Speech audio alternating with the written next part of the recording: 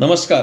हुतात्मा अनंत कानेरे मैदान golf club Nashik येथे सुरू असलेल्या सी.के. नायडू ट्रॉफी जी BCCI भारतीय क्रिकेट नियामक मंडळातर्फे खेळवण्यात येते 23 वर्षाखालील क्रिकेटपटूंसाठी त्याचा आपण आढावा घेत होतो. 2 दिवस झाले होते. सामना अतिशय रोमांचक वळणावर येऊन ठेपला होता, कारण दुसऱ्या दिवशी तब्बल 16 गडी बाद झाले होते 266 धावांच्या मोबदल्यात, आणि सौराष्ट्र दुसऱ्या दिवसाअखेर 129 धावांनी पुढे होतं. अजून त्यांचे 5 गडी बाद व्हायचे बाकी होते, पण सौराष्ट्राचा बार काही तितकासा चालला नाही, उडाला नाही. कसं ते आपण बघूया.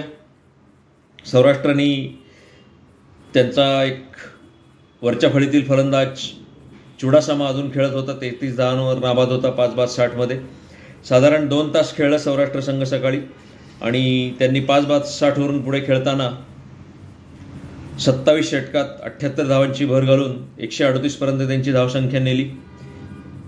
यष्टीरक्षक फलंदाज भाग्यराज चुडासामानी 66 धावा केल्या. राजवर्धन हंगरगेकरने अतिशय जीवतोडून गोलंदाजी केली सुरुवातीच्या हप्त्यात, पहिल्या सत्रात, पहिल्या 4-5 षटकांमध्ये.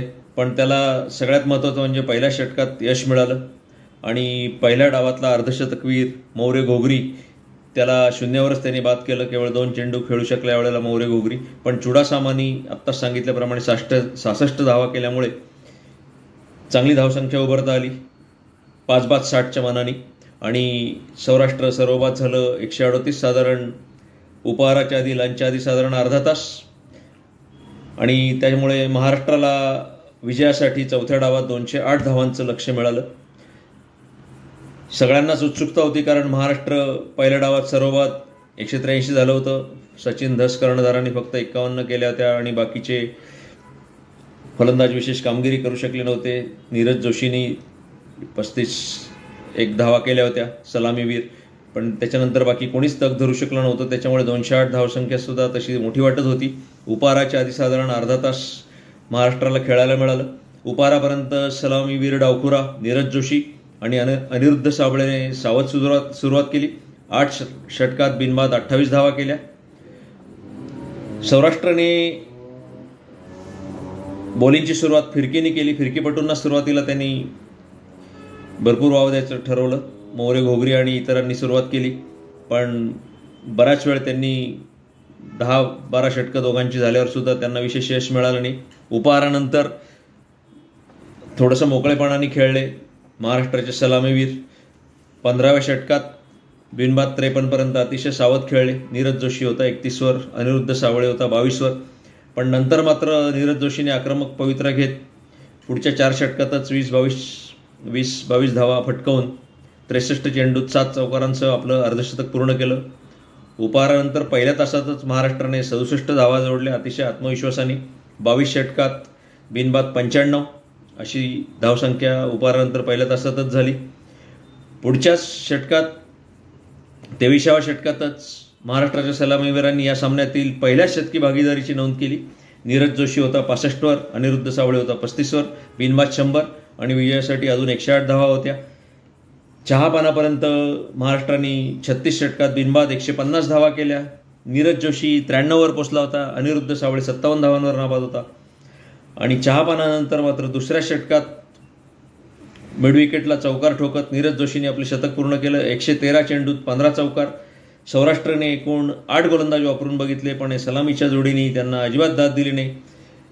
एका बाजूनी नीरज जोशी थोडासा आक्रमक खेळत होता, चौकार मारत होता मधनं, आणि अनिरुद्ध साबळे तितक्याच दमदारपणे त्याला साथ देत होता. अजिबात त्याच्याशी ईर्ष्या करत नव्हता, कॉम्पिटिशन करत नव्हता. नीरज जोशीनी बघता शतक झळकवलं, आणि नंतरही नीरज जोशी अजून खुलेपणाने खेळला, अजून मोकळ्या मनाने खेळला, आणि शेवटपर्यंत महाराष्ट्राच्या या सलामीवीरांनी दोघांनी सौराष्ट्राच्या जवळपास त्यांनी 7-8 गोलंदाज वापरून बघितले, कोणालाही यश मिळून दिलं नाही.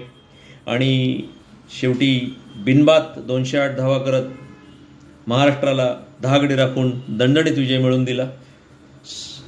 मोसमाची सुरुवात, नवीन हंगामाची सुरुवात महाराष्ट्रासाठी सी.के. नायडू ट्रॉफीत अतिशय चांगली झालेली आहे. तिकडे रणजी ट्रॉफीत सुद्धा पहिल्या डावात कमी धावा असताना सुद्धा महाराष्ट्राने केरळवर आघाडी घेऊन चांगली सुरुवात केलेली आहे. रणजी ट्रॉफी गटात सुद्धा पृथ्वी शॉ महाराष्ट्राकडे आलेला सगळ्यांनाच माहिती आहे आणि नाशिक येथे 1 ते 4 नोव्हेंबर महाराष्ट्र आणि सौराष्ट्राचा सामना होणार आहे रणजी ट्रॉफीचा. तोही आपण सविस्तरपणे कव्हर करायचा प्रयत्न करूया. तर नीरज जोशी नाबाद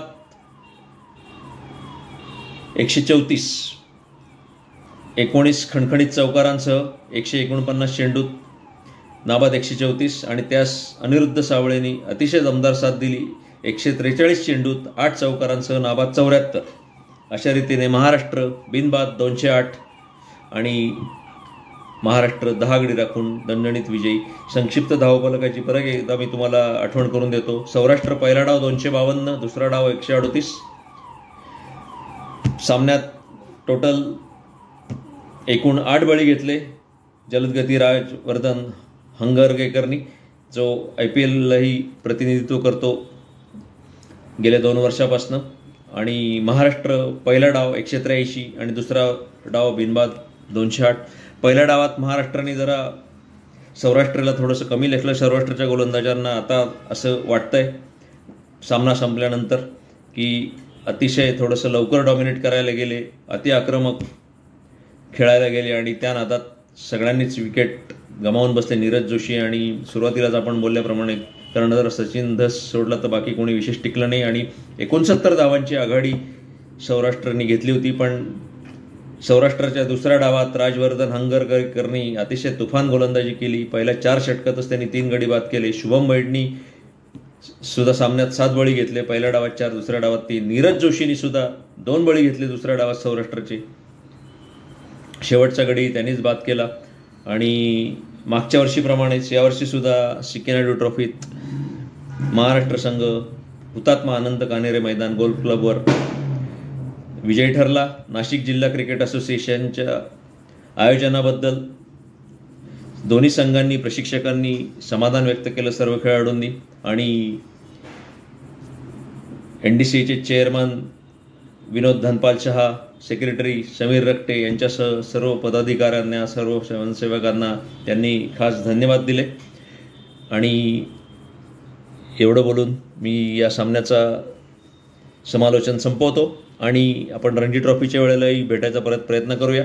त्याच्या आधी आपण उद्यापासून सुरू होणाऱ्या ऑस्ट्रेलियाविरुद्ध भारत वनडेचा आनंद घेऊया. पर्थला पाऊस पडला अशी बातमी होती. बघूया काय होतंय. रविवारी सकाळी कळेलच आपल्याला. तेव्हा परत भेटूच पहिल्या वनडेनंतर. तोपर्यंत मी विवेक केतकर आपली रजा घेतो. आपण हा वेळ काढून संपूर्णपणे व्हिडिओ बघितल्याबद्दल धन्यवाद. हॅपी दिवाळी. दिवाळीच्या सर्वांना अंतःकरणापासून अगदी लाख शुभेच्छा. तुमची दिवाळी सर्वांची आरोग्यदायी आणि आनंददायी जावो अशी इच्छा, अपेक्षा आणि प्रार्थना करतो मी. नमस्कार.